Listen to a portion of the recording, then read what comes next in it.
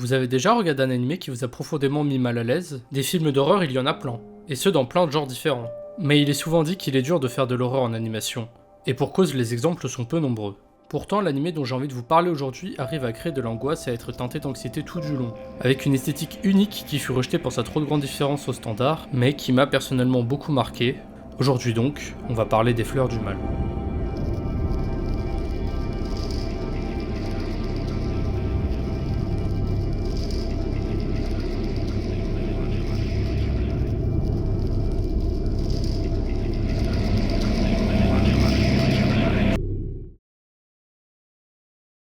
Aku no Hana, dans son titre original, est un animé qui adapte les 20 premiers chapitres du manga éponyme de Shuzo Oshimi, un mangaka adoré pour le côté perturbant de ses œuvres. L'animé, quant à lui, est sorti en 2013 et est réalisé par Hiroshi Nagahama, qui a réalisé plein d'animés dont l'excellent Mushishi qu'il me tarde d'enfin regarder.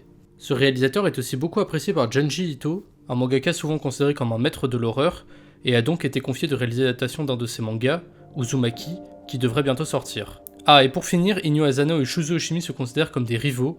Si vous n'avez pas reconnu le nom de l'auteur, c'est celui de Bonne Nuit Poun Poun, un manga psychologique considéré comme un chef-d'œuvre, donc c'est pour dire le niveau du mec.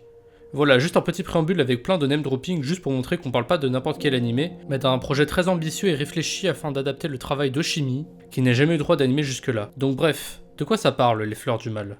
On suit l'histoire de Kasuga, un collégien renfermé qui a toujours un livre sur lui, le recueil de poèmes de Charles Baudelaire, Les Fleurs du Mal.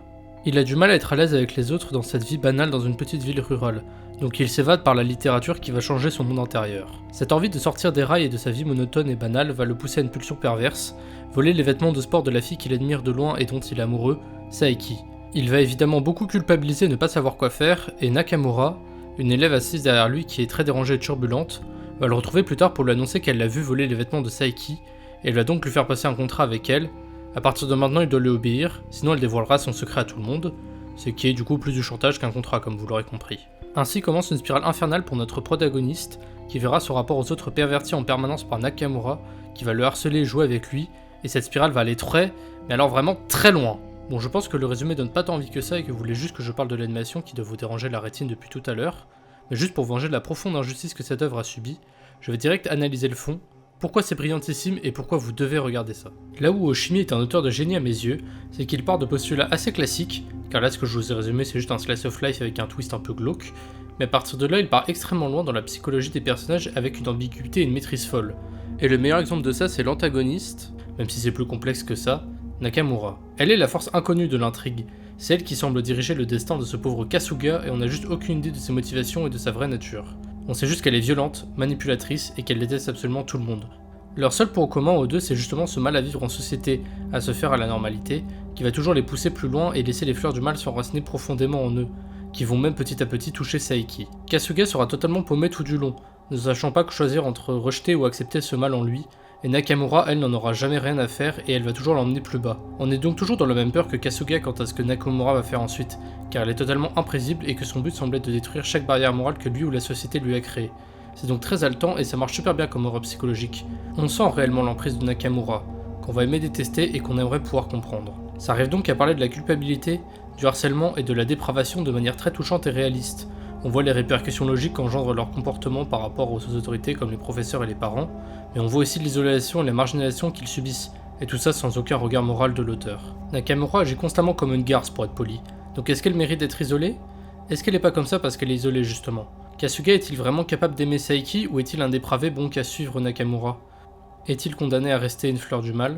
Et dites-vous que l'anime va répondre à toutes ces questions dans la tension, les larmes et surtout une profonde anxiété tout du long. Voilà, maintenant que tout ça c'est dit, j'espère vous avoir donné envie de voir l'animé, et enfin on va parler de la forme et de cette animation si particulière.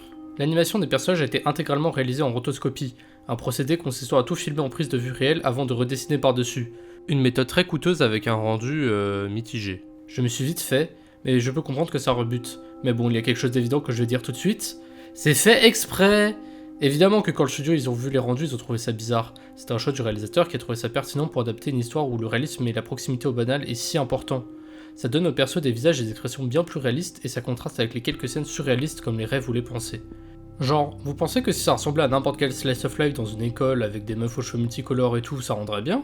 Ça rendrait juste l'anime moins intéressant et même juste chelou d'avoir une histoire aussi tordue avec un aspect si lisse. Mais surtout, en plus de cette animation particulière, le réalisateur s'est permis de prendre des angles de vue très audacieux, comme celui-là pour montrer le regard d'admiration gêné de Kasuga sur Saiki, celui-là en contre-plongée pour sentir tout l'enfermement de Nakamura sur Kasuga, ou encore celui-là qui est récurrent mais génialissime, qui permet de voir la ville et les personnages avec une distance dérangeante. Il y a même des fois j'ai trouvé ça presque comique et burlesque, genre les têtes qui tombent dans la conscience de Kasuga, ou encore quand il s'enfuit en criant comme un débile. Ou même son pote empoté là qui a toujours l'air d'un parfait idiot avec ses expressions là.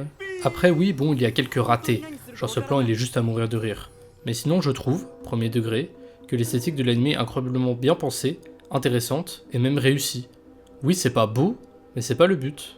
Mais surtout, en plus de tout ça, l'anime a un rythme vraiment très lent. Ils ont quand même osé faire une séquence de 6 minutes de marche sans aucun dialogue et juste une OST pour souligner l'importance d'un moment. Bref, je peux comprendre que de tels choix artistiques peuvent rebuter quelqu'un qui ne serait pas prêt à voir ça, mais les autres aspects de la forme sont quant à eux sans conteste incroyables. Les décors ont reçu peu de crédit mais ils m'ont toujours impressionné, il y a un vrai travail pour rendre ces lieux à la fois banal mais angoissant, avec une palette de couleurs très terne et grisâtre. La ville semble vraiment piéger les personnages et on comprend au fil des nombreux allers-retours qu'ils font dedans tout le malaise qu'elle crée en eux. Les musiques, elles, sont juste parfaites. On a déjà l'opening, qui a droit à 4 versions, une pour chaque perso du trio principal et une pour la ville elle-même justement, et chacune a des paroles assez intéressantes qui reflètent leur état d'esprit. Les OST font office d'excellentes ambiances aussi. Et il y a une musique en particulier qui se joue dans une scène... Bon, je peux rien dire sans spoiler, mais c'est une des plus belles scènes que j'ai vues dans un animé. Et enfin, l'ending est juste si dérangeant. Il commence à se jouer sur la fin de l'épisode avec ses voix distordues qui semblent venir de petits démons des enfers. Juste à chaque fois que l'épisode se finit sur un cliffhanger qui aggrave toujours plus la situation et la rend encore plus glauque, et que juste après il y a un petit silence et que les petites voix arrivent... Ah, c'est juste parfait.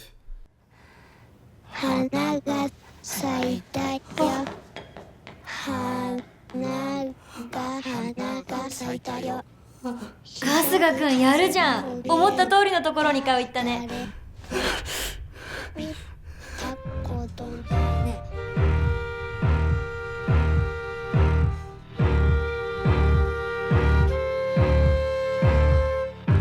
花が咲いたよ。Bon du coup, moi j'adore et j'arrête pas d'en dire du bien, mais comme vous pouvez l'imaginer vu l'aspect, ça n'a pas plu du tout. Quand l'anime est sorti en 2013, il y avait juste tout internet qui se foutait de la gueule des persos en postant des screenshots, ce qui est mon humble avis totalement débile car tu regardes de l'animation. Le but c'est que l'image bouge, donc oui, si tu t'arrêtes sur des frames ça paraît ridicule. C'est le même problème que le combat contre Pain dans Naruto. Moi je trouve ça cool d'avoir osé animer ça comme ça, et ça rajoute vraiment du dynamisme au combat. Mais bon, tout ce que les gens trouvent à faire, c'est mettre pause pour dire que c'est moche. Du coup, ça fait un gros flip à sa sortie et ça n'aura jamais de saison 2. Alors que bordel, l'anime est déjà si excellent alors qu'il adapte que le début, qui est pour moi la moins bonne partie du manga, et que je dirais même la sublime avec des idées de mise en scène brillantes, une ambiance véritablement angoissante et un rythme ultra lent qui fait monter la tension et le malaise de chaque moment, là où dans le manga ça va presque trop vite et on n'a pas le temps de vraiment se sentir comme Kasuga. L'adaptation améliore même les chara-design je trouve, là où dans le manga ils ont des têtes bien trop grosses pour leur corps et des expressions un peu caricaturales, là dans l'anime vu que c'est dessiné sur des vrais acteurs, ils ont juste l'air humain quoi. Le meilleur exemple c'est Nakamura, dans le manga elle est un peu dessinée de manière ecchi et son côté pervers est beaucoup moins subtil que dans l'anime, où elle a juste une tête normale quoi. Après je dis un peu de mal du manga là, mais tous ces problèmes sont réglés au fur et à mesure de l'œuvre. C'est pour moi flagrant l'évolution de l'auteur au cours du manga, rien que dans le dessin par exemple, et ça devient juste un chef-d'œuvre quand on s'approche de la moitié. Et on voit qu'ils avaient déjà plein d'idées et qu'ils voulaient vraiment adapter la suite, car le dernier épisode de la saison 1 se finit sur un montage de plein de clips de la saison 2 pour teaser la suite. C'est aussi, comme j'ai dit au début, le seul manga de chimie qui a eu le droit à une adaptation animée, alors que c'est un mangaka reconnu dont ils avaient enfin trouvé un angle intéressant pour adapter le travail. Donc couper court à l'animé comme ça, c'est juste trop dommage. Avec 2 autres saisons pour finir le manga, ça aurait été un des animés les plus ambitieux et importants de sa génération. Mais non, les gens ont juste pas accepté sa différence. Ça me déçoit, et c'est pour ça que je trouve que c'est un énorme gâchis.